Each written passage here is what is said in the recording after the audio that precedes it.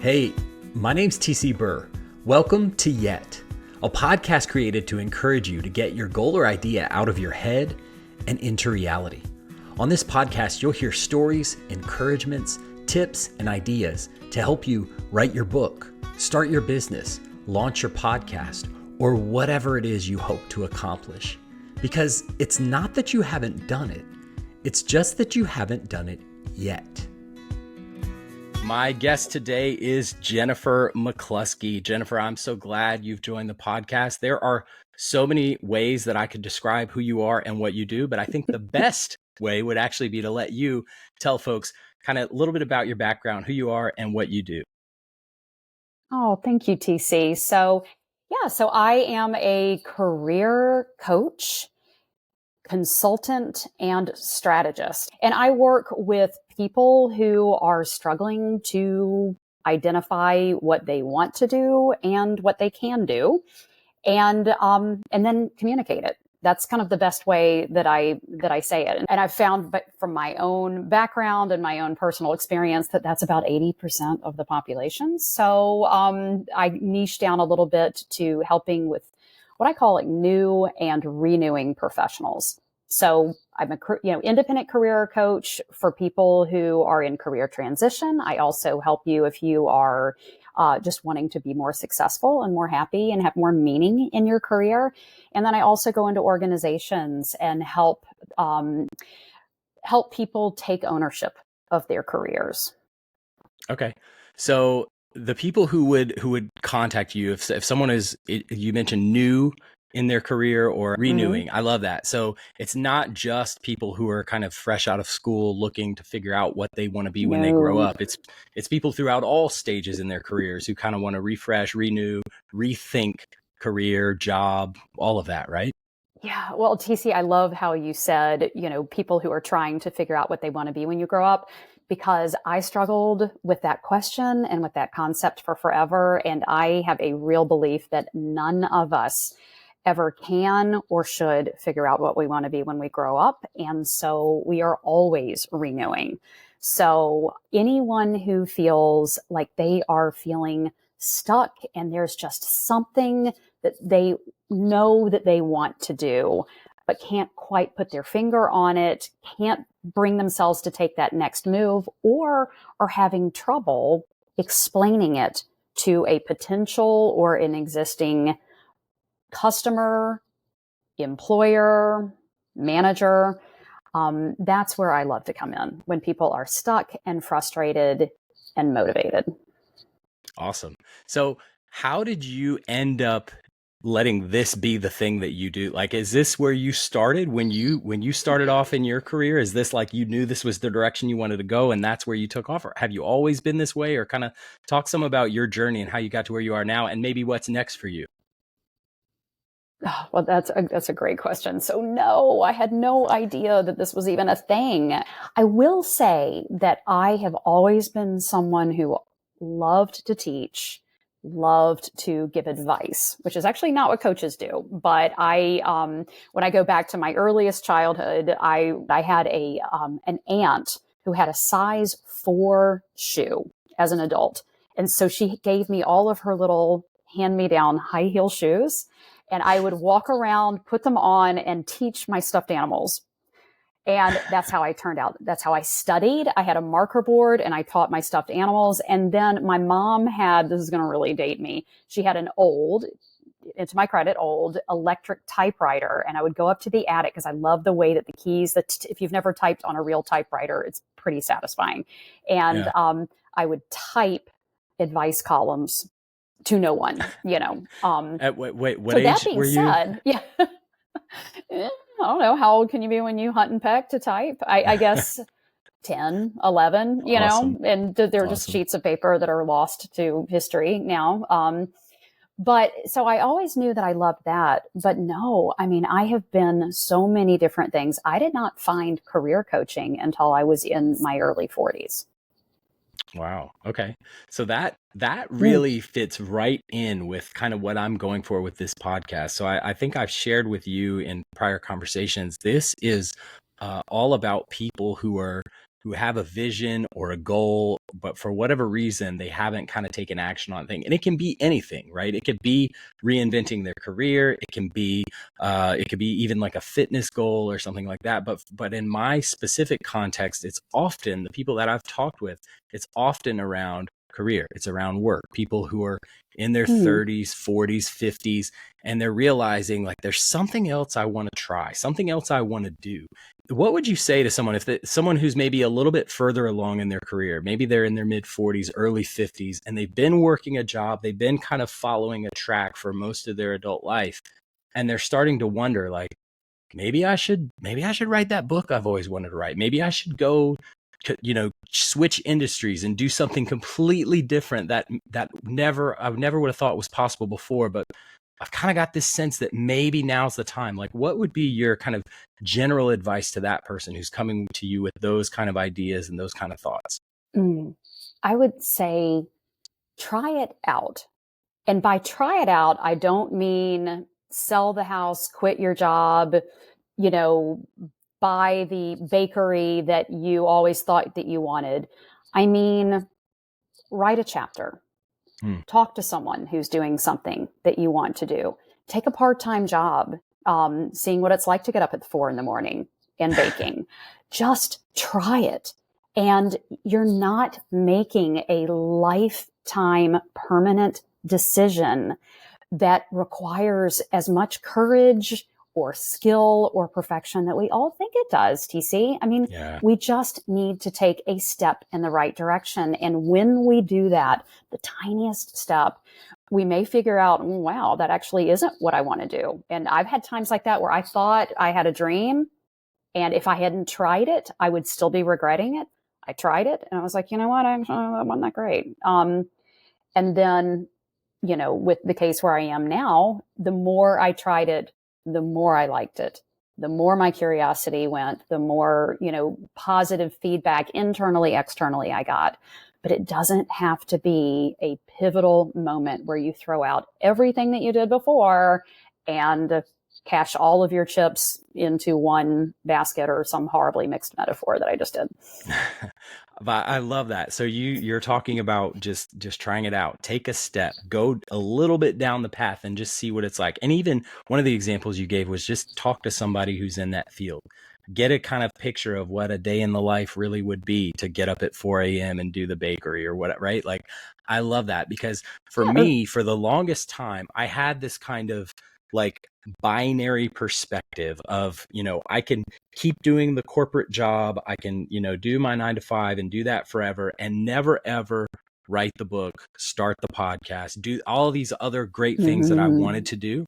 In my mind, it was either you stay on this path where you've got benefits and a paycheck and a 401k, or you quit your job and get a cabin in the mountains somewhere and become a writer. The former didn't sound very fun, and the latter didn't sound very feasible, but I was stuck in this, like, I can't do both.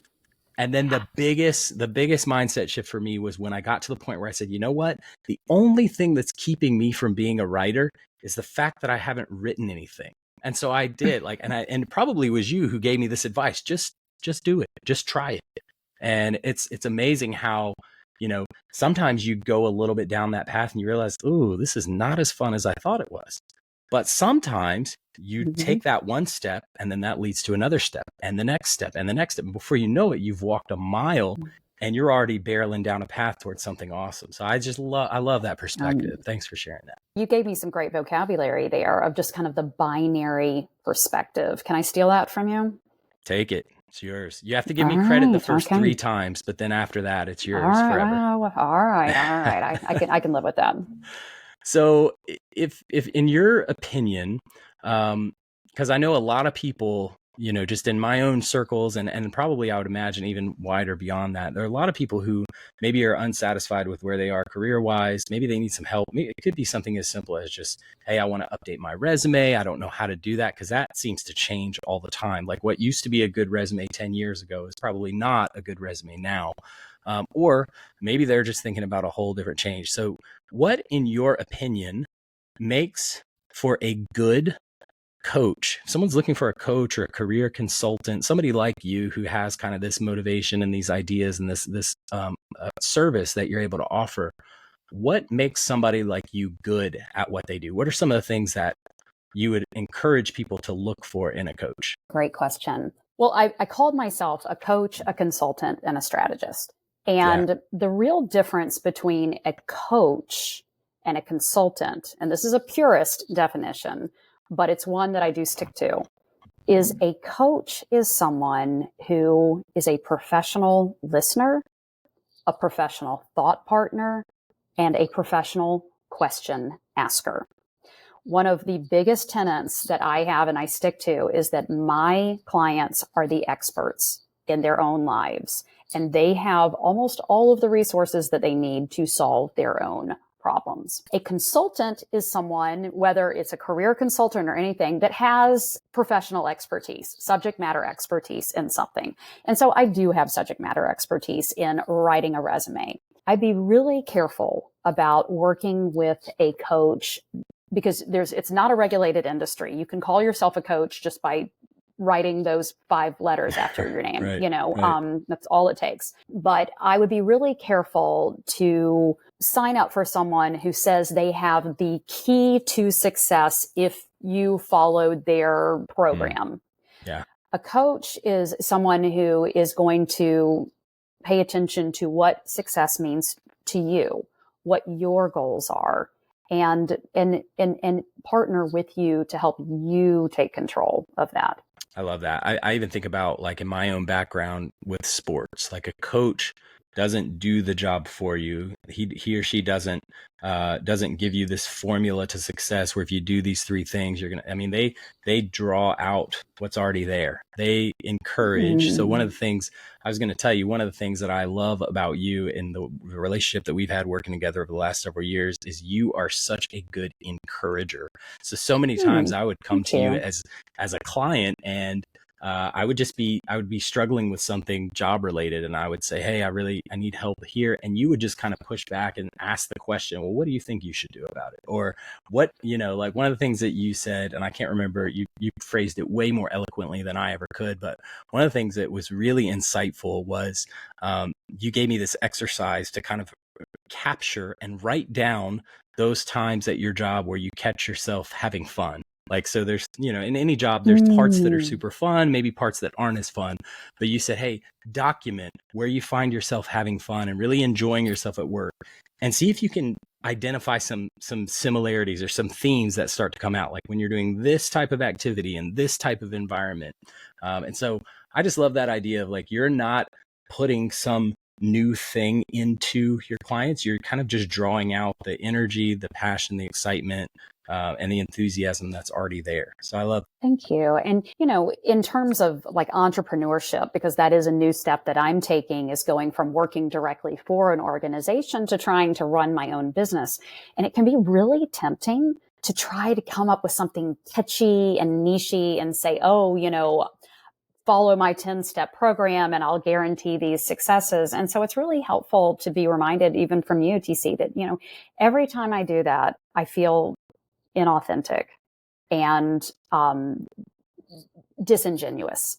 And so for me, what I have decided to build my business on, and it's and I want to keep truing to it, is, to really focus on what the needs are of my clients. And I let my clients guide that. And so if I run across and a client says, hey, I'm kind of having this problem, then I create, a strategy, or I create a template. And so I am good at creating strategies. It's just kind of a natural thing for me is, hey, let's put something together. And so that's kind of where the strategist part comes in, but it's my clients that lead it.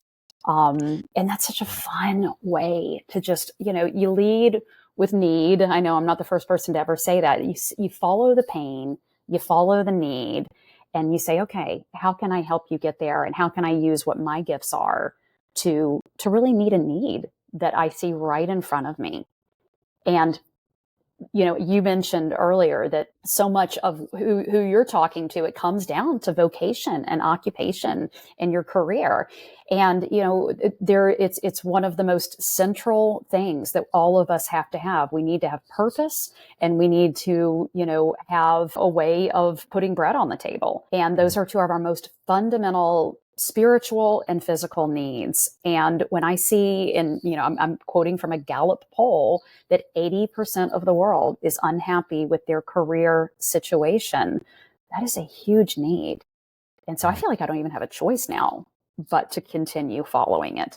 Well, and I love the idea too that like you're talking about, your clients come with a specific need. They come with maybe a destination or at least a direction that they want to go. But you still are then able to provide them with tools. So that I do think that's an important distinction. You're not doing the work for your clients, but you're giving them tools. You're equipping them with sometimes knowledge, information, strategies that they can use to get where they want to go. So you're, in a lot of ways, you're able to kind of provide people with a roadmap to, okay, you want to go do X, Y, and Z. Well, here are some things you can try to see if that gets you there. And I imagine there may be some approaches that work really well in some situations or for some clients, and some that maybe don't work as well, right? Do you experience that in your work? Yeah. And we find that out sometimes in real time. I've had plenty of times where I would maybe try a strategy on someone like you, and it would be like, wow, that's great. And I think it's the AEIOU strategy that you're talking about that comes out of Stanford University, and that person will run with it. And then the next hour I'd have a new client and I would like, oh, let's try this. And they're like, and you just have to be like, all right, if it's not useful, it's not a good tool. And there's no judgment. There's no right or wrong. It's whether it's useful or not useful. And you just, keep experimenting.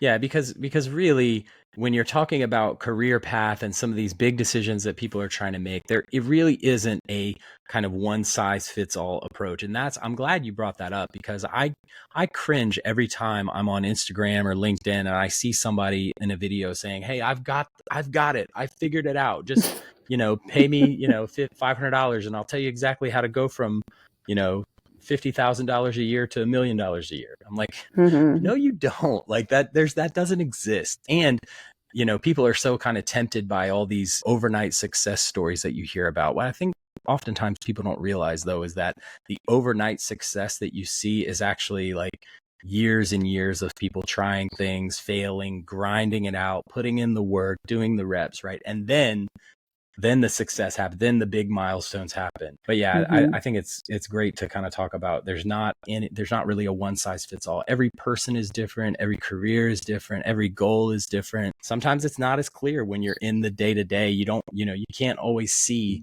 the path to get to. You want to get somewhere, but you're not sure how to get there. So I love that people like you exist to help us figure that out. Well, thanks. But if I can push back, I do want to make one important thing. Push. You don't have to have it figured out. Yes, you do come not have to have it figured out to get started. And this is, this, I'm going to have this on my tombstone. This is the hill I'm willing to die on, is that you do not need to waste time trying to find your passion before you just start doing things. Just do anything. Follow your curiosity. Anytime. And, this is something, passion comes from the Latin root means willing to suffer for. It's any Catholics that are out there. It's why it's the Passion of Good Friday, the Passion of Christ, all of that stuff. It means willing to suffer for. And we do have passions. Sometimes we do. I'm willing to suffer for my kids. I'm passionate about my love for them. But for most of us, waiting around thinking, oh, I need to find my passion and then pursue it, we can just totally rot and rust out waiting for that. And that's where the angst and the agony comes in, is just that lack of action. Just when you find yourself being curious, just try it out. And if you don't like it and you're not good at it, it doesn't mean you have to go back to square one. It means you've got that much more experience, that much more skill, that much more wisdom. And then you try the next thing, and then you try the next thing. And then before you know it, kind of like I am, I'm looking back, and all of a sudden, all of these things that I tried make sense. And I am pulling on things that I never saw as valuable. But now I'm like, oh, wow, I can actually talk to someone about being a tree farmer because I actually did that for a little bit. And I can talk to someone about being a voiceover artist because that was one of the things that I thought I was passionate about. I was okay at it. Turned out I didn't really like it that much. I didn't like the lifestyle. I didn't like the competition. And, but here I am on a podcast and I feel pretty comfortable because I'm like, I know what a recording studio looks like. Right. And I'm kind of envying your mic right now and your pop filter and all that stuff. But no, I don't, it's just don't worry about where you're going. Just start going. I love that. So I think about kind of my experience. That is another one of the lies that I think a lot of people believe is that you have to kind of figure out what your calling is and who you're going to be and what you're going to do. And then you're locked into that for the next 50 years. And maybe that was true of past generations, but with the world that we're in now with technology, there's so many opportunities out there. There's so much there's so much great work yet to be done. And there's literally limitless opportunity for people. And so I think that's so good because I think a lot of times, and I know this from my own experience too, you kind of get paralyzed because you don't have steps 1 through 10 all figured out. But man, sometimes you just start going, just get the momentum going, take the step. I was talking with my wife the other day and it's we were talking about if somebody wants to climb to the top of a mountain, well, you don't just walk up to the base of the mountain and then box jump up to the top. You climb a mountain by taking a step. That's how you get started. Just take a step. And like you said, you may get down the path and realize this isn't for me, or, I'm not willing to put in the work that's required to get where I thought I wanted to go. Right. And that's fine because you get the experience, you get to say that you did it. How many people have regrets at the end because they were too paralyzed, too afraid, too nervous to actually take a step and at least give it a shot? So I love that concept that you don't have to have it all figured out. And quite honestly, most of us who pretend that we do have it all figured out, we don't, we're figuring it out as we go. Right. Yeah. And, and I love your mountain analogy because as someone who loves the mountains, there's beach people and there's mountain people. I am a mountain person. You can go on some pretty amazing hikes without ever reaching the top of the mountain. Come on. I almost never reach the very top of a mountain. But wow, the view is amazing when you just still get pretty up good. a little bit. Yeah. That's awesome. I love that. All right. So talk a little bit about, you mentioned somewhere back in there, you mentioned that you are kind of in the process of transitioning from working for a company to starting your own thing, right? So talk a little bit about kind of where you are in that process and what that experience has been like, and maybe what you see happening in the next, 3 months, 6 months, 12 months. All right. Well, where I am right now is really empathizing with a lot of my clients, all of my clients who I coached through all of these transitions. And now I'm having to put my money where my mouth is. And so, I, without getting into too many details, I, had an amazing opportunity to work for an organization for 4 years. And then that opportunity ended. It had nothing to do with me. It had to do with a larger business decision. And a lot of us found ourselves needing to make some choices. And what I luckily had done, and again, all of these things that I just was doing because I was following my curiosity and following my enthusiasm. And I had been doing coaching on the side, already had an LLC, was picking up clients, already starting to test out what I did want to do, not want to do. So was really laying some seeds that I didn't realize I would be reaping as well as I have been. So I had a real choice to make that I either needed to jump into a different organization or consider, hey, do I really want to make this thing a go? And I had every bit of fear, every bit of imposter syndrome, all of that is real. It's all almost universal. Do I see myself as a business owner? What if I don't like it? What if what if, right? And then finally I had to say, what would my clients be telling me? What have I told them? And 100% of my clients said, go for it. you should do this, Jennifer, do it, and that was so amazingly encouraging. Students teaching the teacher, I love it. Again, it's a partnership, right? And so, really, again, I just kind of why I decided to do this is because I realized that being an entrepreneur was the only way I could do all of the things that I love. Working within an organization, my experience at the point that I am in my career now, I could either be kind of a strategist and a content designer, or I could be the person delivering the content and the coaching. But I couldn't do both at the same time. And I have to do both at the same time. It is the two pieces that fill my soul. And so I just decided, hey, I'm going to follow the pain. I'm going to follow the need, others' pain, others' need, and I am going to draw some really strong boundaries around only doing what I think I do best. There's a lot of stuff out there that I'm not good at, and I've been asked to do a lot of it. And every time I've said, oh, maybe I could do that. I could grow into that, but it's never worked out. When I just knew in my soul that that's not something that I loved. It's not something that I believed in. And so I'm just following the need and also following relationships. There's so many wonderful people doing incredible things out there, including in the career coaching space. And I love meeting all of them, and we can all help each other out. So I'm picking up private clients. Word is getting out. And then I'm also having opportunities to start going into a few organizations and either doing group coaching, right now I'm helping an entire organization rewrite their LinkedIn portfolios because they are very client facing and small owner organization.